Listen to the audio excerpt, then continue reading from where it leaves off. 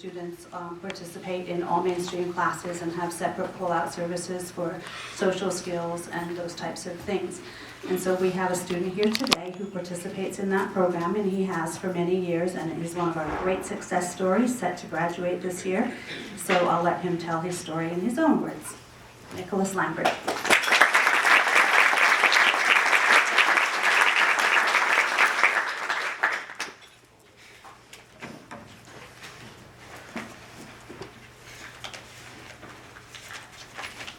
I never thought I would get to do something like this.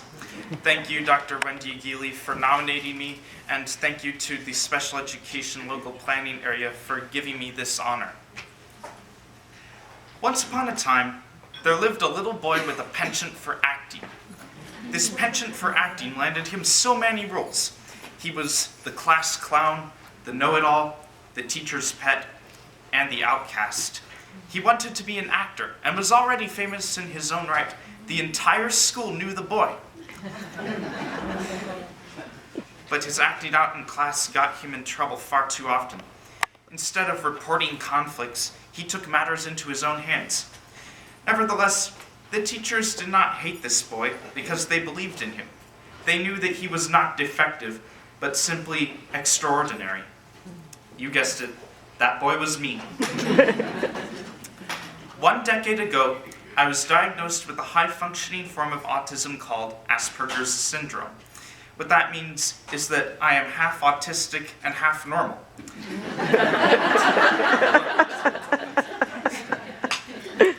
I do not need an aide to supervise me all the time, and I will be perfectly capable of making my own decisions when I finish school. My 18th birthday is next year, and I graduate next year, and I can be a responsible adult. But like everybody who has autism, I have challenges. And these types of challenges are not reasonable excuses to not do things that a normal person can do, because I know I can do them. Shortly after I was diagnosed with Asperger's syndrome, I heard my parents talking about it, but did not understand it until I learned about it in speech therapy. Many people with an autism spectrum disorder take speech therapy. The first time I took it was in the 1st grade to lower my voice, which was very high even for a 1st grader. I think that was the result of my disability. Later on, I learned how to recognize emotions by looking at faces, a skill that I'm proud of because I learned how to read minds. It's not science fiction. Ordinary people can read minds. All it takes is practice. Michelle Garcia Winner calls it me thinking about you thinking about me, but I call it mind reading because it's shorter and more exciting.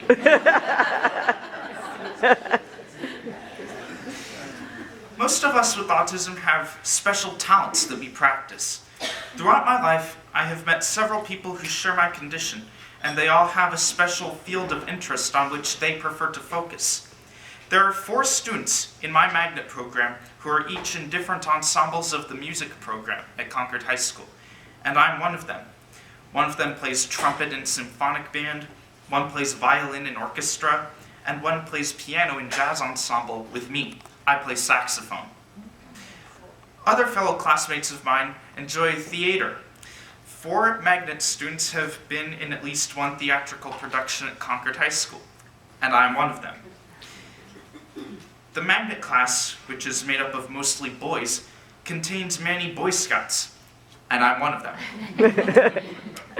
These students all have different personalities, but they all have similar interests by coincidence. So these people that I know all have talents. It turns out you do not even have to speak to have talent. I've met people with low-functioning autism who cannot speak, but are outstanding at doing something else. The historian in my special needs Boy Scout troop is nonverbal, yet he communicates very effectively with body language. And every time he makes a presentation on Microsoft PowerPoint to show at a troop meeting, he brings his own persona into it. He calls himself Ben the Great Historian, and at the end of the slideshow he writes, "End of story." He writes as if he were speaking. I just love that. There are so many forms of communication that do not employ the voice. Thankfully, I'm glad to be perfectly verbal. Still, my autism has given me communication problems. At the speed at which my brain travels, sometimes I forget what I'm about to say.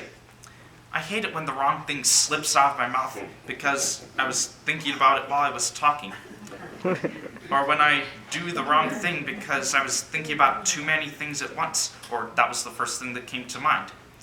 Sometimes I have to find my space before I can proceed with anything else, otherwise I will act on impulse. Then I apologize for these bad choices are always made as a result of my brain messing up. The last time I made a bad choice like that, my heart had not gone bad. The best way to prevent the heart from turning evil is to make the world better before something else bad happens. And now, a brief history of Nick Lambert. Academic success is a class on my schedule. It would have been easier for me to learn life skills if I had been in a magnet program starting in elementary school. I did not enjoy being stuck in one class the whole day. But that was elementary school, and I had to receive some form of special education, so that meant pulling me out of class. And when I got pulled out of class, I missed out on the real learning. It was a shame on me as a student. But that was not all. From kindergarten through the first half of second grade, I was in a program called Cornerstone, which taught students from different grades in the same classroom. That happens frequently in middle and high school because there's more than one class, and so students of different grades can be mixed into these different classes. But this was elementary school, so there was just one class. Cornerstone worked until the second grade. My first second grade teacher was incredibly mean and strict to me for no good reason. She was put on medical leave due to breast cancer for a long portion of the academic year, but she was still so harsh I had to leave. She obviously did not understand Asperger's syndrome. This mean old teacher was shown to forgive me after I had transferred to another class with a nicer teacher. In the new class, they knew I had autism and accepted my being an actor when it was not a drama class. That's how I made the most of a one class, one period day. When I reflect on my elementary school years, I think my antics made a one class, one period day both more interesting and more distracting. A person could tell me to do something and I would act it out for them. And when I was bullied, I would usually solve the problem myself instead of telling somebody to intervene. Why did I do that? There are a few people who could help me. I could still do that now, but only when the moment is appropriate. Back then, I acted out everything. All the kids loved the class clown, Nicholas. But just like being pulled out of class to be put through speech therapy, the kids missed out on learning. That is the main thing I regret about my elementary school years.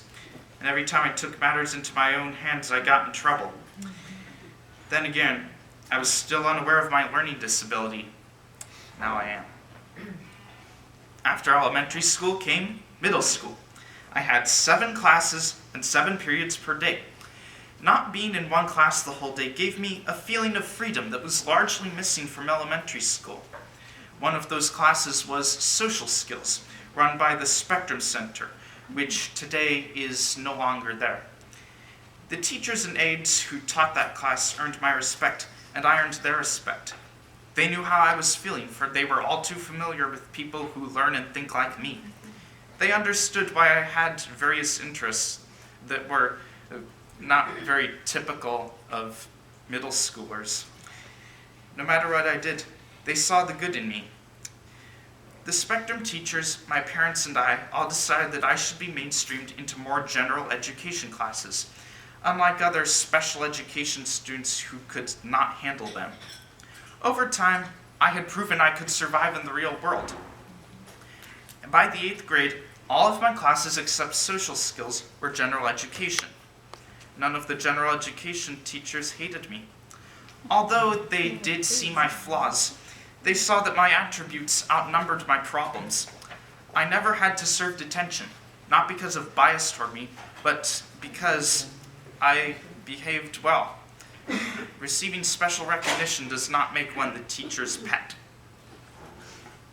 Middle school was the time when I adopted the work methods that I use today. They might be old standards, but you never know what can happen when you use methods that have been tried and true and proven to work. They can make your fondest wishes come true.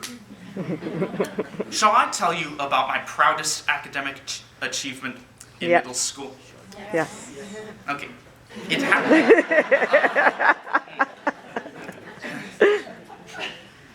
It happened in the 8th grade when my travels took me to Washington, D.C., but it was not, I repeat, not the traditional 8th grade field trip.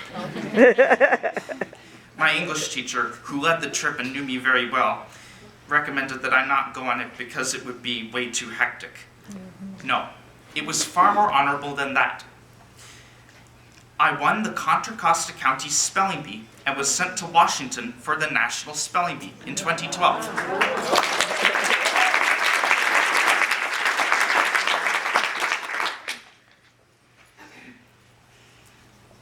Thanks to the study tools that I adopted because they worked for me, and the goals that I set because I strongly wanted to achieve them, I created my Washington trip, and I really wanted to go there.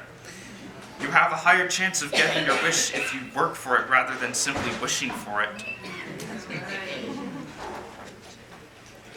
High school has been my favorite stage of academic life so far. High schoolers are less dependent than middle schoolers, for they're almost adults. Parents will soon no longer be able to do certain things for them. I'm no exception there. My parents are already getting a taste of their futures. They rarely get to spend time with me. Though I still have accommodations for my Asperger's in my Individualized Education Plan, or IEP, I can request them on my own. One such accommodation is extended time on tests. I had to use it this year, as well as a note card, in the final exam of my pre-calculus honors class, because I was in danger of failing. Without extended time and a note card, I would have failed, but luckily I did not. Sometimes equity is more important than equality, because then everybody gets individual amounts that are appropriate for them as individuals. And there are times when everybody must receive the same amount of something regardless of what they think they need. Equality. Education is a matter of equity, especially with disabled students. The one part of my IEP that has not been working is building friendships. I follow the instructions for friendship building, but rarely get people to meet me outside of school. The only reason for that is they're just too busy. That is why I have chosen to stick with those who think like me, those who have autism. I can easily access them. And as a matter of fact, during my sophomore year, I met my current girlfriend, who also has autism. I seriously believe that is what made us get together. And whenever I introduce her to my friends, I disclose that we're both autistic, and they think that's cute. Of course, I do get along with normal people very easily. They love my company and can tell that my heart is good even when I make bad choices. They can tell that I am not defective. Let me tell you about a project that I did once that I think really showcased my knowledge of Asperger's syndrome. Freshman year, when I took a biology class, we had to choose a genetic defect to write about in a report. Even though they were chosen at random by having students pull slips out of a shell, I got an easy topic: Asperger's syndrome. Just my luck. The PowerPoint show started with a disclaimer, reminding the class that Asperger's syndrome is not a defect. It is not grotesque, appalling, nauseating, or morbid. The brain of a person with Asperger's syndrome just works differently than that of a person who does not have Asperger's syndrome. And although people with it exhibit traits of autism, they can survive in the real world. They're not defective. And at the end of the slideshow, I added the fact that I had Asperger's too. I wrote, and as a matter of fact, I have it too, and showed a picture of myself. No other student in the class could say that he or she wrote about a condition that they had. As I have progressed through high school, the help from special ed teachers traveling to my classes has been phased out. Like a young cyclist who uses training wheels, I knew I had to go without them someday. Now I can request the accommodations granted to me by my IEP instead of having an aide request them for me. This IEP will follow me to college, but I know how to use it already. It is all part of the on-your-own experience that comes with being an adult. Of course, many people with autism retain childish interests, but while they may never grow up, they certainly must grow old. Today, if you visit Concord High School, you are quite likely to see me socializing with the many social groups that I know. I'm a theater geek, a band geek, and a brainstormer. That's what my magnet friends do on a regular basis. They quickly get into heated debates about movies, TV, news, and just about any kind of topic of which they can think. Because they just like it. Yeah. Because some of these topics are rather young for their age, it's clear that they will always be kids at heart. You might see me with my girlfriend, who is also a kid at heart, but now has fewer social boundaries. She learned how to become involved at school by joining organizations, just like I did. Joining organizations is the best way to lose your outcast status. Plus, you learn by participating in school events, which is far more effective and fun than learning just by watching them. In conclusion, although I am a lover, I am still a fighter.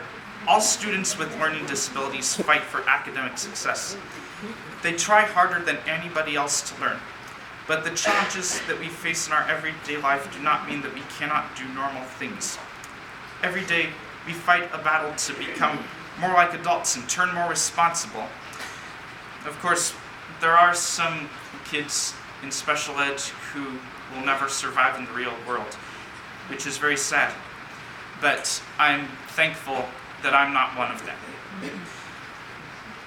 And developing skills and responsibilities is tougher for us than it is for normal people. But that does not mean that we cannot do it, because we know that we can. The tougher the battle, the more glorious the victory.